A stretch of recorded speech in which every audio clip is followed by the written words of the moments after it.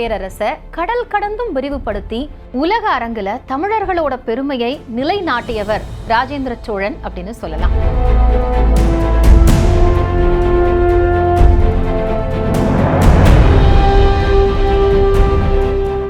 1919 கங்கை வரை படையெடுத்து சென்று வெற்றியும் பெற்றார் ராஜேந்திர சோழன். அதனாலதான் கங்கை கொண்ட சோழன் அப்படிங்கிற பட்டம் கிடைக்க பெற்றது.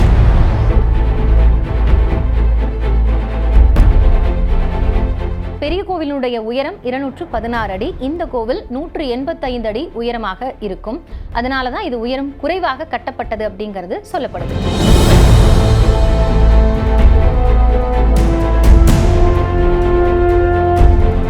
கம்பீரமான அரண்மனை கட்டடங்களோட அடிப்பகுதி சுவர்கள் மட்டுமே அங்க இப்பவும் எட்டி பார்த்துட்டு இருக்கிறத பார்க்க முடியும்.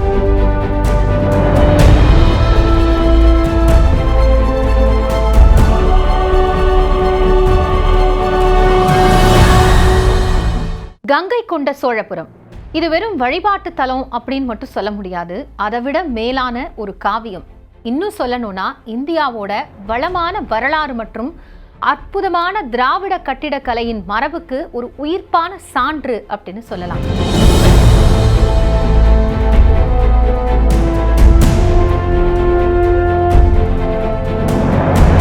கங்கை கொண்ட சோழபுரம் கோவில் தென்னிந்தியால இருக்கக்கூடிய சோழர் காலத்து சிற்பங்களோட களஞ்சியம் அப்படின்னு வர்ணிக்கப்படுது. இந்த கோயில், அதாவது கங்கை கொண்ட சோழபுரம் அல்லது கங்கை கொண்ட சோழேஸ்வரம் கோயில், தமிழ்நாட்டுல அரியலூர் மாவட்டத்துல அமைந்திருக்கு. 250 ஆண்டுகளுக்கு மேலாக சோழ வம்சத்தோட தலைநகராக இருந்த கங்கை கொண்ட சோழபுரம் என்று அழைக்கப்படக்கூடிய ஒரு பகுதியாக இருந்த பழங்கால நகரத்திலிருந்து தான் இந்த கோயில் அதனுடைய பெயரை பெற்றிருக்கு. பழையாறு, தஞ்சை போன்ற தலைநகரங்கள்லாம் இருக்கும்போது ஏன் புதிய தலைநகரம் தேர்ந்தெடுக்கப்பட்டது அப்படிங்கிற ஒரு கேள்வி இருக்கும். தமிழ் நிலத்தோட பொற்கால பேரரசர்கள்ல ஒருத்தராகவும் இந்திய வரலாற்றோட இணையற்ற மா மன்னனாகவும் போற்றப்படக்கூடியவர் தான் முதலாம் ராஜேந்திர சோழன். அவரோட கம்பீரமான வரலாறுங்கிறது காலம் கடந்தும் நம்ம வியக்க வைக்குது. தஞ்சையை மிஞ்சிய தனையனாக தன் தந்தை ராஜராஜ சோழன் கட்டி எழுப்பிய சோழ பேரரசை கடல் கடந்தும் விரிவுபடுத்தி உலக அரங்குல தமிழர்களோட பெருமையை நிலைநாட்டியவர் ராஜேந்திர சோழன் அப்படின்னு சொல்லலாம்.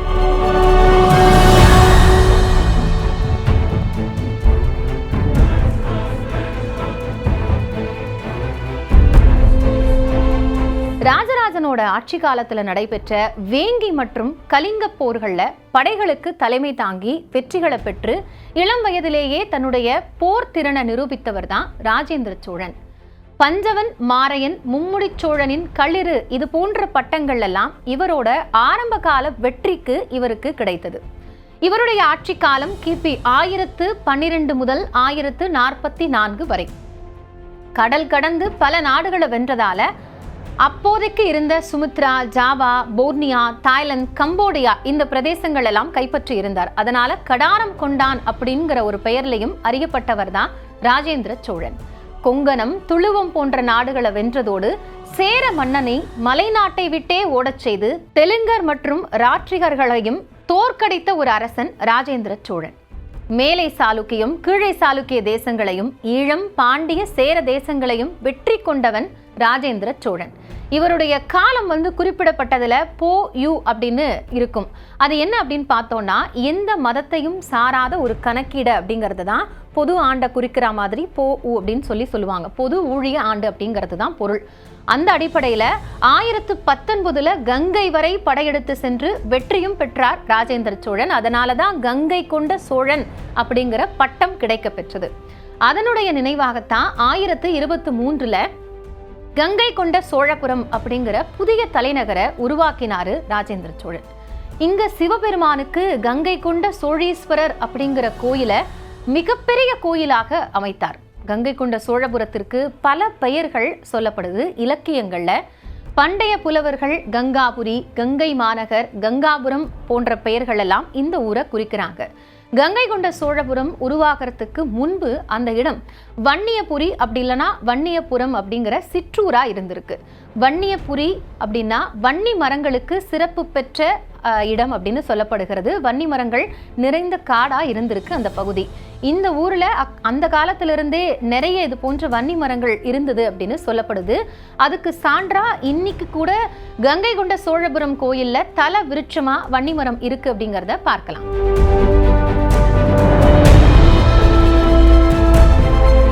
முதலாம் ராஜேந்திர சோழன் முதல் மூன்றாம் ராஜேந்திர சோழனுடைய காலம் வரைக்கும் இந்த ஊர் சோழர்களுடைய தலைநகரமாகத்தான் இருந்தது. தன்னுடைய தந்தை மாதிரியே அதற்கீடான மிகப்பெரிய ஒரு சிறப்போட ஆண்டு வந்த பெருமைக்குரிய ஒரு மன்னன் தான் ராஜேந்திர சோழன். இவருடைய மகள் அம்மங்காதேவி கீழை சாளுக்கியத்திற்கு திருமணமாகி சென்றார். கீழை சாளுக்கியத்துல போர் புரிந்து வென்ற பிறகு அது தன்னுடைய மகளை திருமணம் செய்து கொடுத்தது அப்படிங்கிறது ராஜேந்திர சோழன் எப்பவுமே தன்னுடைய போருக்கு பிறகாக கடைபிடிக்கக்கூடிய ஒரு முறை அப்படின்னு சொல்லலாம். வழக்கமா எந்தெந்த இடங்கள்லாம் போர் புரிந்து மன்னர்கள் வெற்றி பெறாங்களோ அங்க அந்த மன்னர்களோட தலைமையிலேயோ இல்ல அந்த மன்னர்களோ தான் ஆட்சி புரிவாங்க. ஆனா ராஜேந்திர சோழன் அதுலயும் கொஞ்சம் வித்தியாசமானவர். அந்த இடங்களெல்லாம் வெற்றி பெற்று கைப்பற்றின பிறகு கூட அங்கிருந்த மன்னர்கள் கிட்டையே அந்த பொறுப்பு ஒப்படைக்கக்கூடிய ஒரு திறன் வாய்ந்த தொலைநோக்கு சிந்தனை உடைய ஒரு மன்னர் அப்படிங்கிறதும் ராஜேந்திர சோழனுக்கு இருந்த கூடுதல் சிறப்பா பார்க்கப்பட்டது. அது மட்டும் இல்ல, இவருடைய ஆட்சி காலத்துல லட்சத்தீவை வென்ற சிறப்பை உடையவராகவும் பார்க்கப்பட்டார். சோழர்களோட தலைநகரான தஞ்சை பாண்டிய நாட்டோட எல்லைக்கு அருகில இருந்ததுனால அடிக்கடி அங்க போர் ஏற்படக்கூடிய வாய்ப்பு இருந்தது. அது மட்டும் இல்லாம தொடர்ந்து பெய்யக்கூடிய அந்த மழையால கொள்ளிடத்துல ஒரு பெரிய வெள்ளப்பெருக்கு ஏற்பட்டு அதனால தில்லைக்கு செல்லக்கூடிய, அதாவது சிதம்பரத்திற்கு போகக்கூடிய நடராஜ பெருமான எப்போலாம் பார்க்கணும் அப்படின்னு ராஜேந்திர சோழன் விரும்புகிறாலோ அந்த நேரத்தில் அது ஒரு தடையாக உருவாகிறத பார்த்துருக்காரு. அந்த அடிப்படையில தான் சோழ நாட்டோட மைய பகுதியிலேயே ஒரு புதிய தலைநகரத்தை அமைக்கணும் அப்படிங்கிற ஒரு எண்ணம் ராஜேந்திர சோழனுக்கு தோன்றினது. இடத்தை தேர்வு செஞ்சாச்சு. புதிய நகரத்தை தீர்மானிச்சு அதை கங்கை நீரால புனிதப்படுத்தணும் அப்படிங்கிறத எண்ணி ஒரு தனி படைய கங்கை நீரை கொண்டு வரத்துக்காக வடநாட்டிற்கு ராஜேந்திர சோழன் அனுப்பி வைக்கிறார். அந்த படையும் போய் வடநாட்டு மன்னர்கள் எல்லாம் வென்று கங்கை நீரை கொண்டு இங்க சோழ தேசத்திற்கு திரும்புறாங்க. கங்கை கொண்ட சோழபுரத்தை நிறுவனத்துக்கு அந்த சுண்ணாம்பு தயாரித்த இடம் அப்படின்னு இருக்கு இல்லையா, அது சுண்ணாம்பு குழி அப்படின்னு இன்னைக்கும் அழைக்கப்படுகிறது. அந்த கோட்டைகள் இருந்த பகுதி உட்கோட்டை அப்படின்னு சொல்லப்படுது.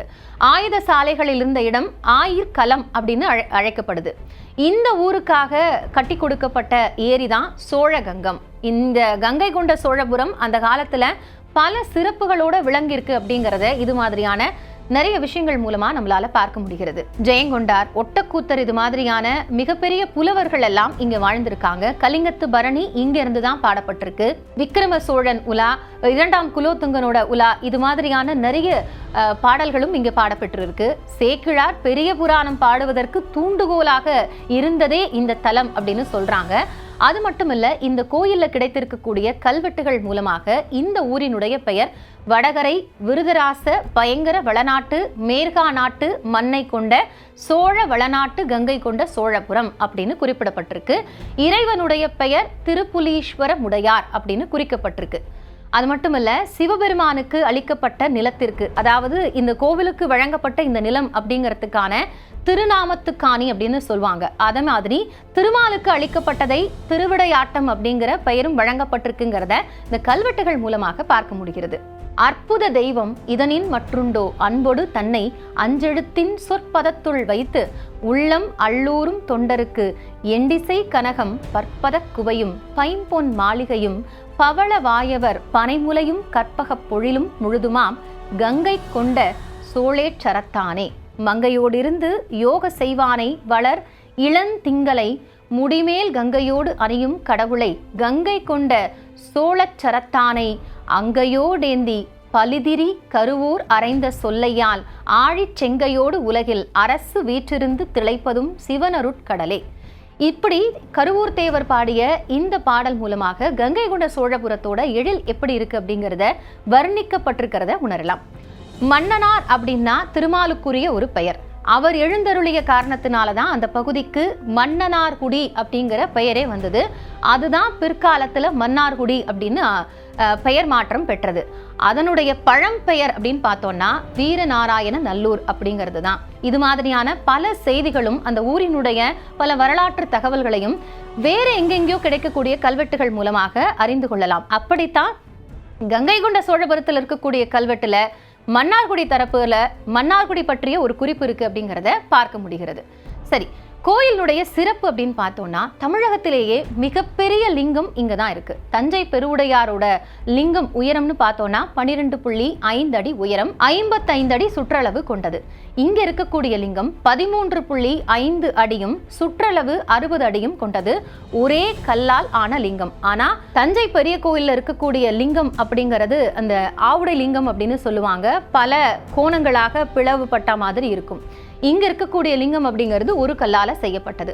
ஆவுடையாரை சுற்றி இருக்கக்கூடிய அந்த பலகை தளம் இருக்கு இல்லையா, அந்த பலகை தளம் அமைத்து தான் அது மேல நின்றுதான் இங்க இருக்கக்கூடிய லிங்கத்திற்கு அபிஷேகமே செய்ய முடியும். அதே மாதிரி தஞ்சை பிரகதீஸ்வரர் ஆண் அம்சமாகவும் இங்க இருக்கக்கூடிய லிங்கம் பெண் அம்சமாகவும் சிற்பிகளால வடிவமைக்கப்பட்டிருக்கிற சிறப்பை பார்க்கலாம். தஞ்சையில உரல் வடிவமாக அந்த சிவலிங்கம் இருக்கும். இங்க உடுக்கை வடிவமாக லிங்கம் அமைந்திருப்பது கூடுதல் சிறப்பு. இங்க இருக்கக்கூடிய நந்தி சுண்ணாம்பு கல்லினால செய்யப்பட்டு தரையில அமர்ந்த நிலையில இருக்கும். அது மட்டும் இல்லாம மூலஸ்தானத்திலிருந்து 200 மீட்டர் இடைவெளியில இந்த நந்தி அமைந்திருக்கு அப்படிங்கிறத பார்க்கலாம். தினமும் பகல்ல நந்தி மீது சூரிய வெளிச்சம் பட்டு அந்த ஒளி கருவறையில இருக்கக்கூடிய லிங்கத்தின் மீது பிரதிபலிப்பது கூடுதல் சிறப்பு. இப்பவும் கோயிலுக்கு போகும்போது அதை நீங்க கவனிக்கலாம். அதே மாதிரி மூலஸ்தான விளக்குகளை அணைச்சிட்டு இருட்டுல லிங்கத்தை பார்த்தா ரொம்ப அற்புதமான ஒரு ஒளி தெரிகிற வகையில இந்த லிங்கம் வடிவமைக்கப்பட்டிருக்கு. இதுல சிற்பக்கலை வல்லுநர்களோட திறமைய வெளிப்படுறத பார்க்கலாம். சரி, இவ்வளவு சிறப்புகளோட இந்த நகரம் உருவாக்கப்பட்டிருக்கு. ஆனா இந்த அளவுக்கு சிறப்போட தானே தஞ்சையும் விளங்கியது. அப்புறம் ஏன் ஒரு புது நகரம் அப்படின்னு நமக்கு ஒரு கேள்வி இருக்கும் இல்லையா? ராஜராஜனோட காலத்திலேயே சோழர்களோட படைபலம் அப்படிங்கிறது பெரிய அளவுல இருந்தது. அது உச்சம் பெற்றது அப்படின்னா ராஜேந்திர சோழனோட காலத்துல அப்படின்னு சொல்லலாம். போருக்கு ஆயத்தமாக கூடிய படைகள் வெளியேற்றதும் அதன் பிறகு வெற்றிக்கு பிறகு ஆரவாரத்தோட அந்த அரண்மனை பகுதிக்கு திரும்புறது அப்படிங்கிறதும் தஞ்சையில வழக்கமாக நடைபெறக்கூடிய நிகழ்வுகளா இருந்தது. ஆனா ராஜேந்திரனோட காலத்துல ஒரே சமயத்துல கங்கை நோக்கி அவர் படையெடுக்கிறதும் அவருடைய தளபதிகள் ஈழம் நோக்கி படையெடுப்பாங்க. அதனால என்ன ஆகும்னா அதிக படைகள் வர்றதும் போகதுமாக இருக்கும். இதெல்லாம் கணக்குல கொண்டுதான் நெற்களஞ்சியமான தஞ்சைக்கு வேற மாதிரியான இடைஞ்சல்கள் இது ஏற்படுத்தக்கூடிய ஒரு சூழலை கொடுத்தது. அதாவது படைகள் செல்லும் போது வயல்கள் அதிகமா சேதமாக ஆரம்பிச்சது. ஒரு அரசனோட படைகள் அப்படிங்கிறதுனால மக்களும் அதை பற்றி எப்படி சொல்றது அப்படின்னு தெரியாமலேயே தவிச்சிட்டு இருந்தாங்க. இந்த விஷயம் அப்படிங்கிறது ராஜேந்திர சோழனோட செவிகளை அடையுது. அப்போ பிரச்சனையினுடைய தீவிரத்தை உணர்ந்தவர் என்ன பண்றாரு அப்படின்னா, அந்த பகுதிகள் வழியாக இனிமே படைகள் போகக்கூடாது, வளமான வயல் பூமியான தஞ்சையிலிருந்து ஒரு வறண்ட பூமிக்கு தலைநகரை மாற்றணும் அப்படிங்கிற ஒரு முடிவு அந்த காரணத்துக்காகத்தான் எடுக்கப்பட்டது. அதனாலதான் கங்கை கொண்ட சோழபுரம் உதயமாச்சு. கங்கை கொண்ட சோழபுரம் எப்படி உருவாக்கப்பட்டது அப்படின்னு ஒரு கேள்வி இருக்கும். கங்கை கொண்ட சோழபுரம் எப்படி உருவாக்கப்பட்டது? தஞ்சையிலிருந்து 50 கிலோமீட்டர் தொலைவில் காவிரி வடிநில பகுதியான கொள்ளிடத்தோட வடகரையில ஒரு பெரிய வறண்ட நிலப்பகுதி தான் தேர்வு செய்யப்பட்டது. தலைநகருக்கு நீர்வளம் ரொம்ப முக்கியம் அப்படிங்கிறதுனால 20 மைல் நீளத்திற்கு ஒரு பெரிய ஏரியை வெட்டினார் ராஜேந்திர சோழன். தஞ்சையை போலவே மிகப்பெரிய அரண்மனையும் அங்க கட்டி எழுப்பினாரு. அகழி கோட்டை சுவரோட 1900 மீட்டர் நீளமும் 1350 மீட்டர் அகலமும் கொண்டதாக புதிய நகரம் கட்டி எழுப்பப்பட்டது. தஞ்சை பெரிய கோவிலை போலவே அங்கும் ஒரு கோவில் கட்டப்பட்டது சிவலிங்கத்திற்கு அப்படிங்கிறது தான் கங்கை கொண்ட சோழபுரத்தின் சிறப்பு. ஆனா அதை விட உயரம் குறைவாகவே கட்டப்பட்டது. ஒரு முறை இந்த மாதிரி தஞ்சை கோவில் போன்றே ஒரு கோவிலை கட்டி எழுப்பணும் அப்படின்னு ராஜேந்திர சோழனுக்கு அந்த எண்ணம் உதித்த போது தன்னுடைய அமைச்சரவையில அதை குறிப்பிடுறாரு. அப்போ எல்லாருமே அதை பார்த்து ஆச்சரியப்படுறாங்க. ஆனா எந்த காரணத்தை கொண்டும் தன்னுடைய தந்தை எழுப்பிய ஒரு கோவிலை விட அது உயரம் அதிகமாக இருக்கக்கூடாது அப்படிங்கிறதுல ராஜேந்திர சோழன் ரொம்ப உறுதியா இருந்தாரு. இது பற்றின நிறைய தகவல்களை பாலகுமாரன் எழுதிய உடையார் புத்தகத்திலையும் கங்கை கொண்ட சோழன் புத்தகத்திலையும் தெளிவா தெரிஞ்சுக்கலாம்.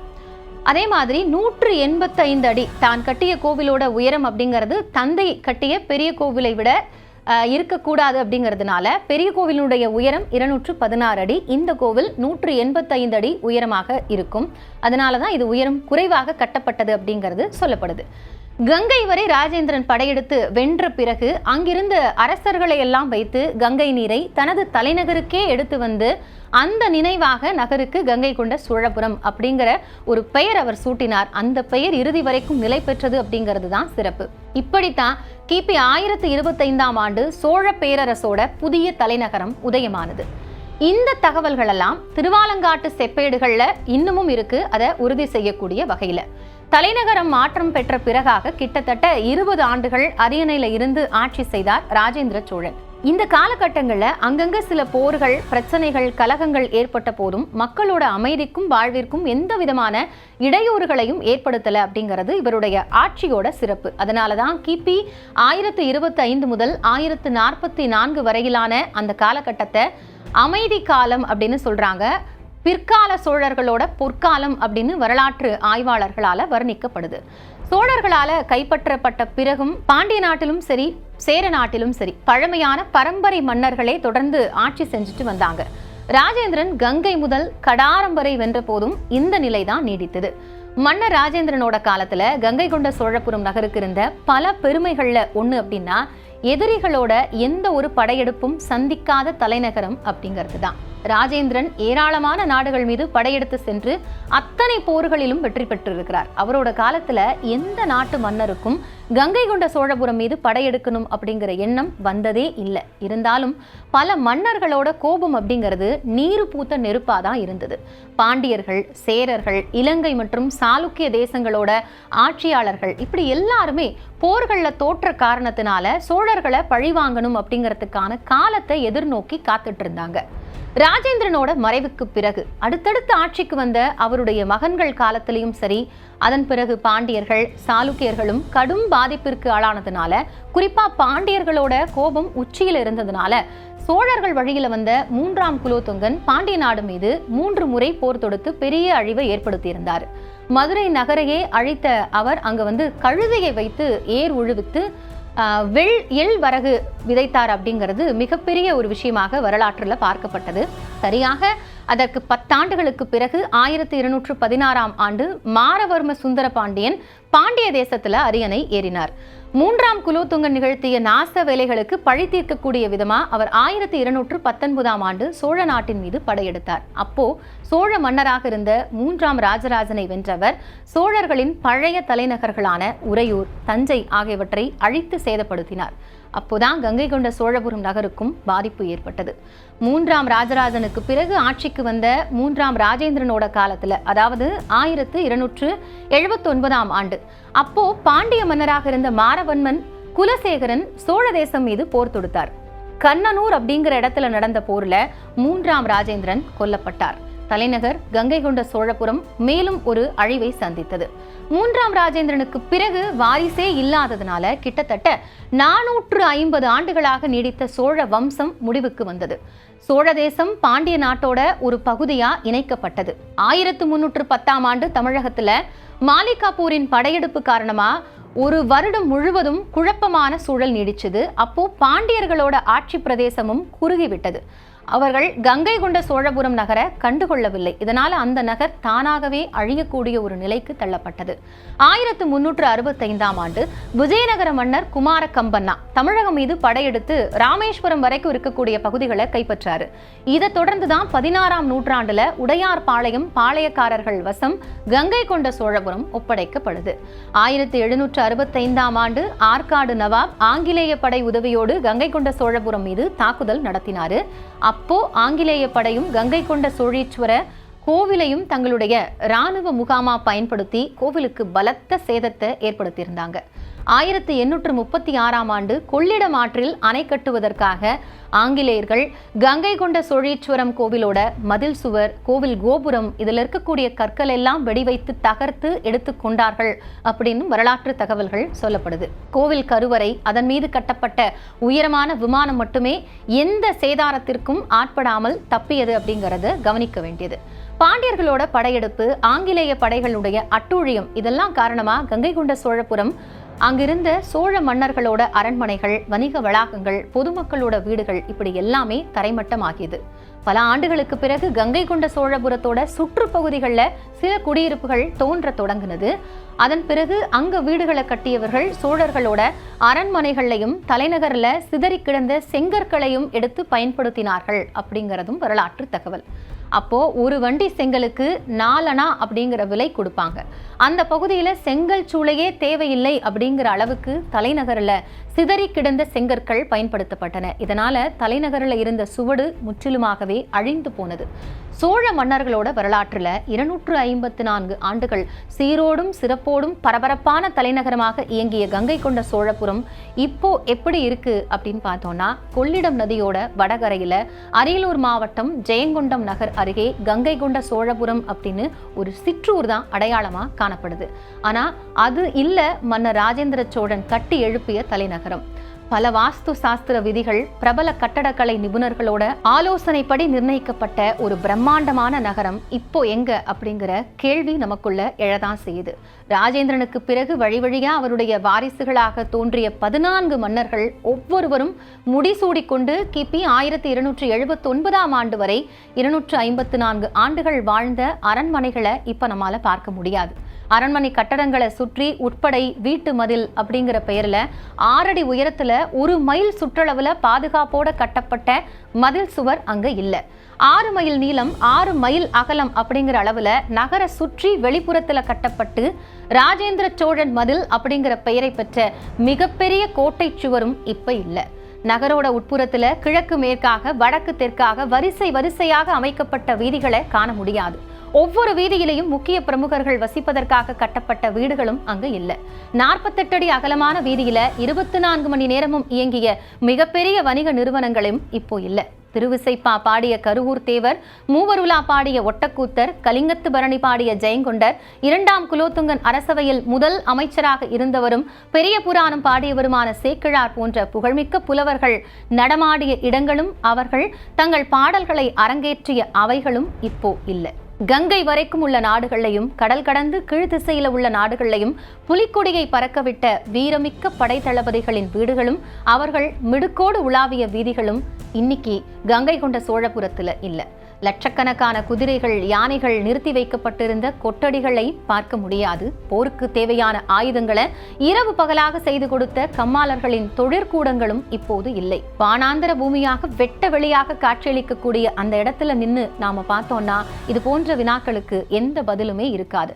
உலகையே திரும்பி பார்க்க வைத்த உன்னதமான தலைநகர் கங்கை கொண்ட சோழபுரம் அங்க இருந்தது அப்படிங்கிறதுக்கான அடையாளமாக மன்னர் ராஜேந்திரன் கட்டிய கங்கை கொண்ட சோழீச்சரம் கோவில் சோழ வரலாற்று சுமந்தபடி தனிமையில நின்று கொண்டிருக்கு. 16 மைல் நீளம் 3 மைல் அகலம் கொண்ட சோழ கங்கம் அப்படிங்கிற பொன்னேரி இன்னைக்கு அந்த பெயரோட எந்த நேரமும் மரணிக்கலாம் அப்படிங்கிற பரிதாப நிலையில இருப்பதாகவும் சொல்லப்படுது.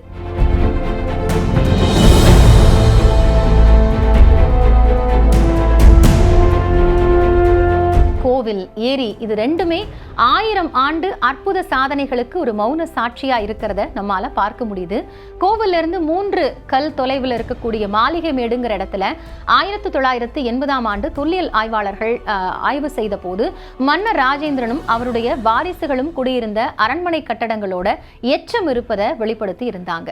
கம்பீரமான அரண்மனை கட்டடங்களோட அடிப்பகுதி சுவர்கள் மட்டுமே அங்க இப்பவும் எட்டி பார்த்துட்டு இருக்கிறத பார்க்க முடியும். ஏறத்தாழ 2 நூற்றாண்டுகளாக மனித சஞ்சாரமே இல்லாத ஒரு பூமியாக கங்கை கொண்ட சோழபுரம் இருந்தது.